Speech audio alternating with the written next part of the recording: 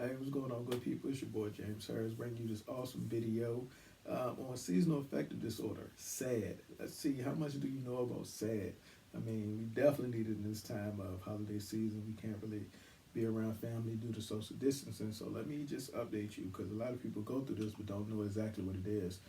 So once again, I'm James Harris. I'm founder of a movement called Men to Heal, which focuses on men's overall wellness, their mental health, as well as their physical health. I'm also the author of Man, Just Express Yourself, which is an awesome book for boys, men to better express themselves, learn different tactics and techniques to navigate this journey called life, ignore the stereotypes and different things that society has placed upon men with those burdens. You definitely can get this book on Amazon, Barnes& and Nobles, Target, Walmart, my website, of course, mentoheal.com, pretty much everywhere books are sold. So do me a favor, make sure you like, share, subscribe to this video. There's so many other videos and awesome content on my YouTube page as well that might be beneficial to not only you, but of course, the men in your life or your coworkers, your partners, your teammates, and stuff like that. All right, real quick, we got a question from somebody who often subscribes, listen, and let me see. They say, "How do I know if I'm in a trauma bond relationship?" I think they mean trauma bond, so I'm just going to answer it based on that.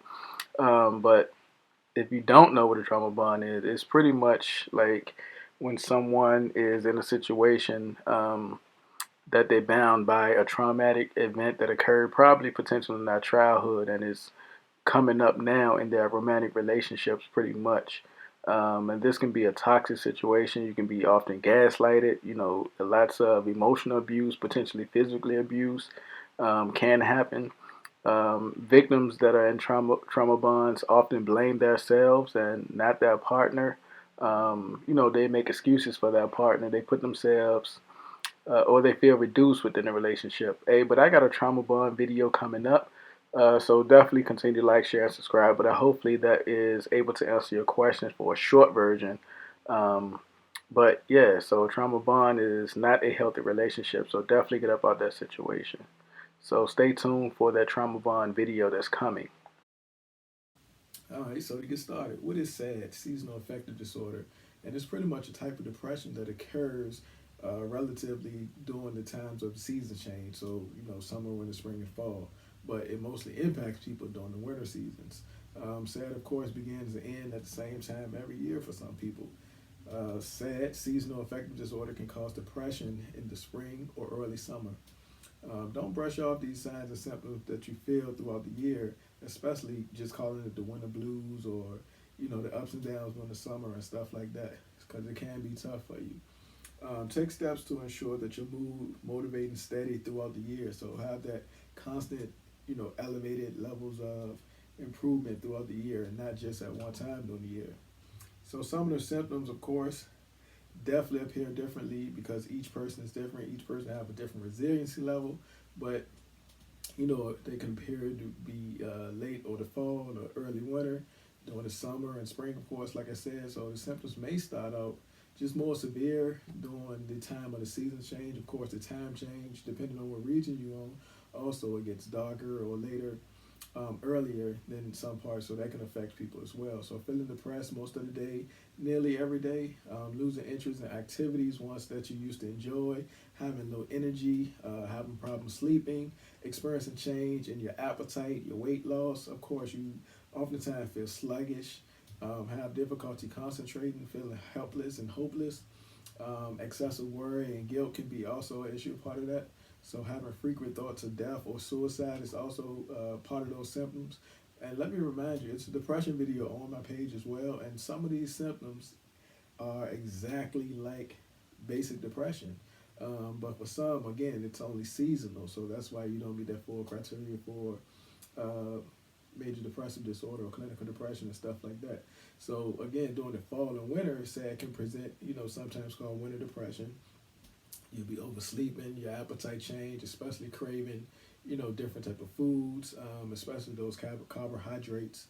You tend to put on a little bit more weight during the winter. Your tiredness, your energy is pretty much low sometimes. But the seasonal affective disorder in the spring and the summer, sometimes called summer depression, you got trouble sleeping, which is insomnia, poor appetite, Then this is the time period where you tend to lose weight, but you're easily agitated and display a lot of anxiety and stuff like that. Of course, the causes are unknown in most cases, but the specific cause of seasonal affective disorder remains unknown.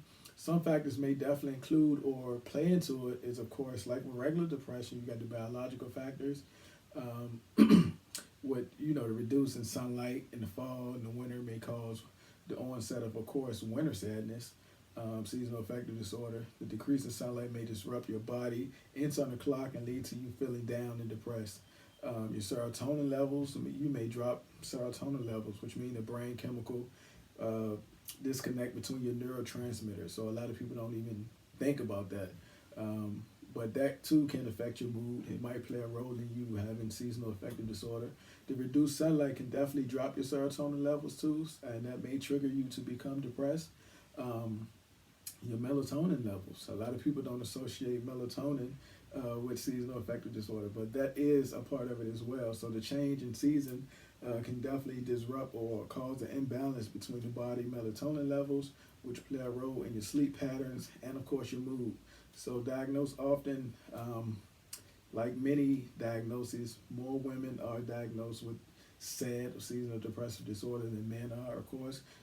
Again, for various reasons. Of course, men probably don't display those symptoms or go to the doctor or go to a therapist to get checked out to get the diagnosis. So that's probably part of the reason. Of course, it occurs more frequently in younger adults than older adults. Older people have become more complacent and just used to it. They've been going through it, season after season, where a young person might be different, especially now if you want to add in the virtual schooling, not being around their peers and friends, the isolation and stuff like that can definitely increase or trigger seasonal affective disorder more rapidly. So, and of course, if you got a family history of SAD or even any type of depression within your immediate family, that too might bring on the onset of seasonal affective disorder. And of course, if somebody in your family have any type of other major depressive disorder or bipolar symptoms, those too can increase your level of having seasonal affective disorder or any type of other depression. Living far from the equator also brings on SAD, seasonal affective disorder, because you are pretty much living far north or south of the equator. This may be due to decreased sunlight during the wintertime, longer days during the summertime, those summer months. So you're probably used to it. But of course, like I said, time change definitely impacts that. So some of the complications with seasonal affective disorder is, of course, the social withdrawal, school or work problems, substance abuse, other mental health disorders such as anxiety or eating disorders can be increased or comorbid with those things, suicidal thoughts, those reckless behaviors and stuff like that. And now we have to add on the COVID situation, because those COVID situations pretty much have those additional complications. You're not around family. Like, it's the holiday season. You can't go to grandma's house and hang out and be with your cousins and stuff like that, or you can't do the potlucks with your coworkers that you normally do. So those things can definitely increase. Let me know what you think, man. How do you feel about seasonal affective disorder, SAD, SAD? Hopefully you're not going to go through this, but of course it's a troubling time for many people. So definitely hit me up. Let me know what you think. Like, share, subscribe. Get back to me. I definitely appreciate your time. Once again, James Harris, founder of Men to Heal, author of Man, Just Express Yourself. That's been a video on SAD, seasonal affective disorder. So make sure you like, share, and subscribe. Be easy. Have a good holiday season. Be safe.